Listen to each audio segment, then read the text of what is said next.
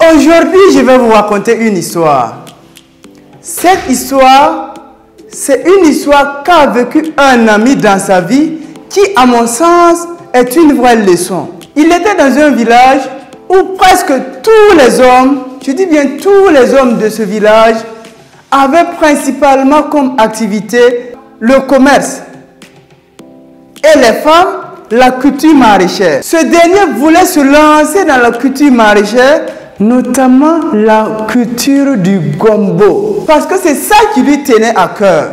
Mais sa société a catégoriquement refusé et tout le monde a commencé à se moquer de lui parce qu'il voulait se lancer dans une activité qui, les gens prétendent, une activité de femme. Cela a découragé mon ami.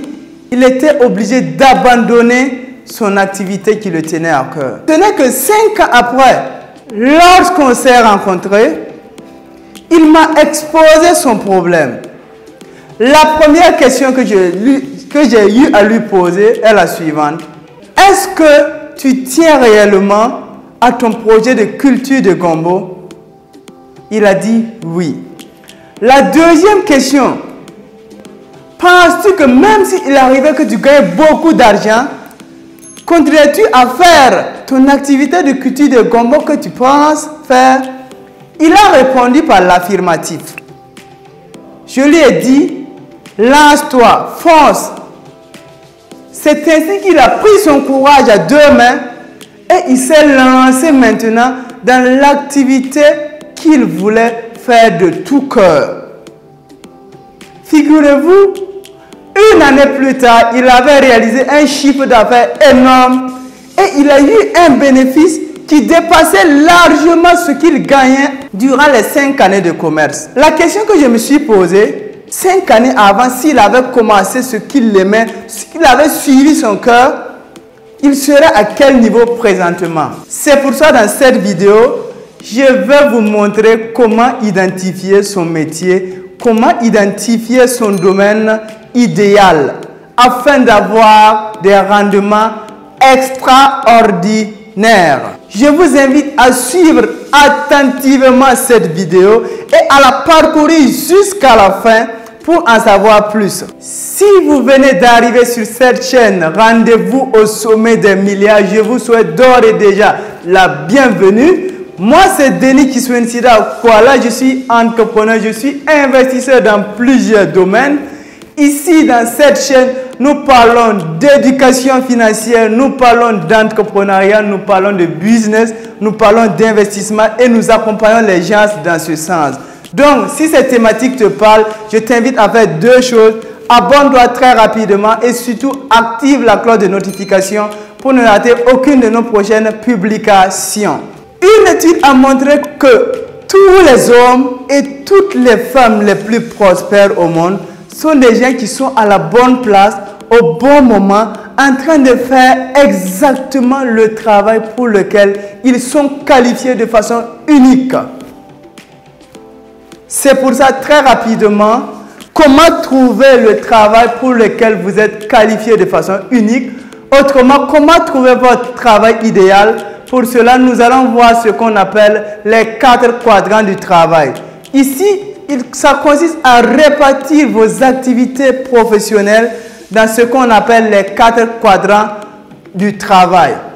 Ici, nous avons ce qu'on appelle les activités ou bien les travaux. Activités ou bien les travaux. Là, qui sont difficiles. Je dis bien difficiles.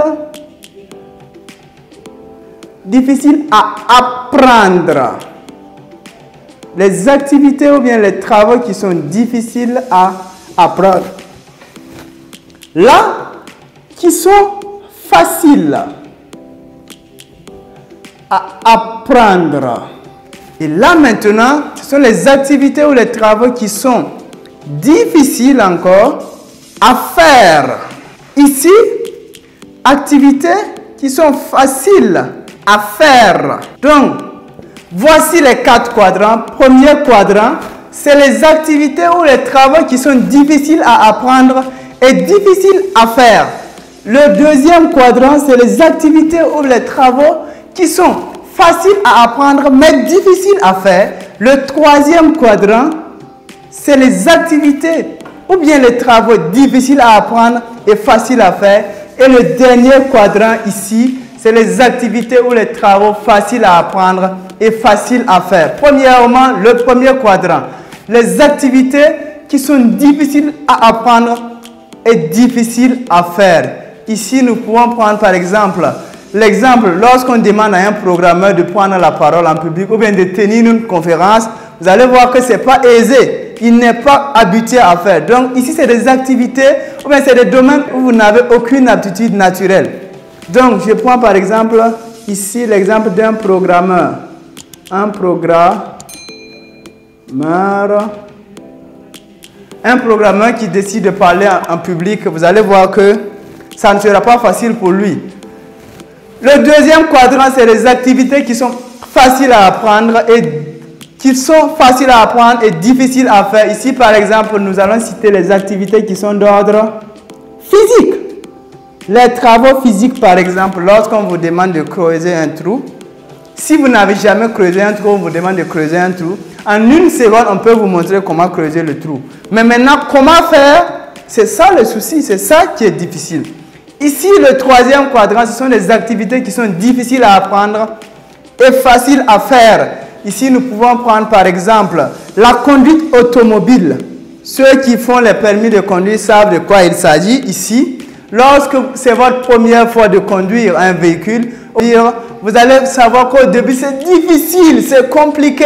Mais une fois que vous commencez à maîtriser, ça devient comme de l'eau à boire. Ça devient facile à faire. Je prends un deuxième exemple. Imagine si vous ne connaissez pas l'outil informatique, si vous ne connaissez pas comment manipuler un ordinateur. Au début, lorsqu'on va commencer à vous apprendre ça, vous aurez tous les problèmes du monde. Vous allez penser que c'est très compliqué. Mais une fois que vous commencez à maîtriser, ça sera très très facile.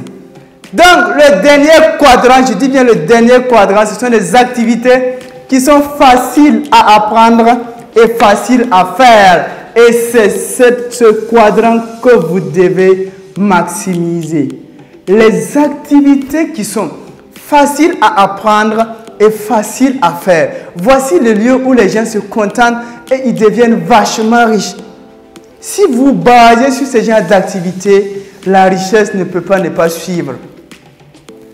Parce que ce sont des activités que souvent vous faites de façon machinale. Vous faites sans trop réfléchir, sans faire beaucoup d'efforts. Même si d'autres trouvent que vous faites des efforts, comme c'est une activité que vous aimez, vous ne sentez pas que vous faites beaucoup d'efforts. Ce sont dans ces activités que vous devez vous lancer.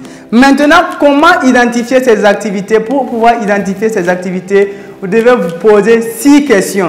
Si vous arrivez à trouver la réponse à ces 6 questions, évidemment, vous trouverez l'activité que vous devez absolument faire pour pouvoir générer des revenus hors normes.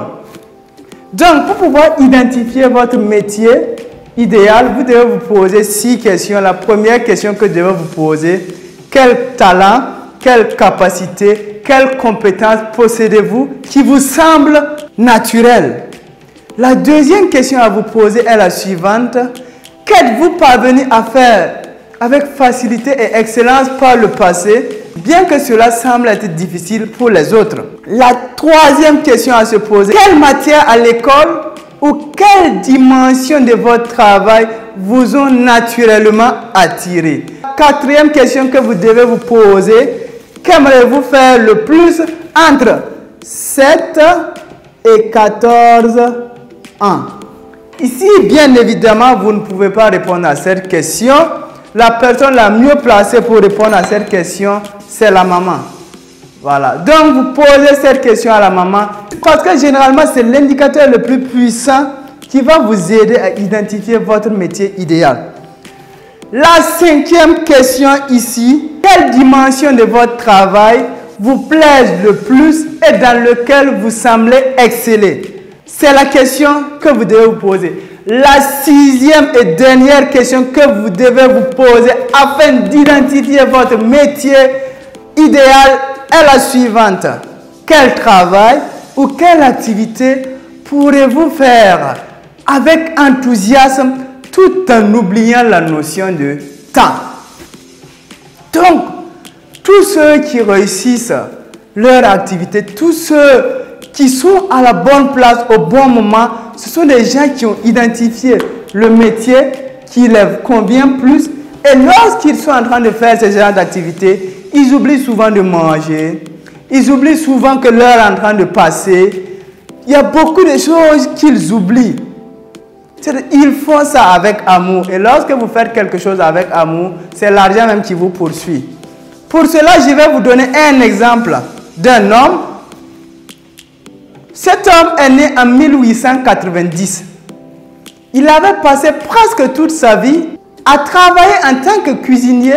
Ce n'est qu'à l'âge de 6 ans, lorsqu'il a commencé à suivre son cœur, lorsqu'il a commencé à faire l'activité qu'il aurait dû faire depuis des années, qu'il a commencé à bâtir sa franchise et est devenu un des hommes les plus célèbres et un des hommes les plus riches au monde. Cet homme, bien évidemment, il s'agit du colonel Harland David Sanders, le fondateur de KFC. Donc ici, je vous dis, pour véritablement choisir l'activité qui vous convient le plus, que vous devez maximiser votre énergie, il faut vous concentrer sur une activité que vous faites, vous oubliez le temps qui passe, vous faites ça sans se soucier des difficultés. Parce que quand vous faites une activité que vous aimez, quelles qu'en soient les difficultés qui vont se présenter à vous, vous n'allez jamais abandonner. Non, vous n'allez jamais abandonner. Vous allez trouver des solutions pour surmonter à ces obstacles. Donc, faites toujours ce que votre cœur désire. Lorsque vous voulez lorsque vous avez identifié l'activité et que vous voulez vous rassurer que c'est bel et bien votre métier, il faut vous poser la question suivante. S'il arrivait que vous gagnez, par exemple, 1 million de dollars au loto, continuerez-vous à faire la même activité que vous êtes en train de faire? Alors, si la réponse est oui, vous êtes sur le bon chemin, vous êtes sur le bon métier, vous êtes sur le bon travail, c'est clair. Donc, en résumé, faites ce que vous aimez et l'argent suivra. Nous sommes au terme de cette vidéo. Je vous invite à faire 2 choses. Première des choses, abonnez-vous, activez la cloche de notification pour ne rater aucune de nos prochaines vidéos. La deuxième chose que je vous invite à faire, partagez cette vidéo dans le maximum de groupes possible. Partagez-la à la personne que vous pensez que cette personne doit absolument écouter ce message. Quant à moi, je vous dis à très bientôt sur cette chaîne. Rendez-vous au sommet des milliards. Portez-vous bien. Ciao, ciao.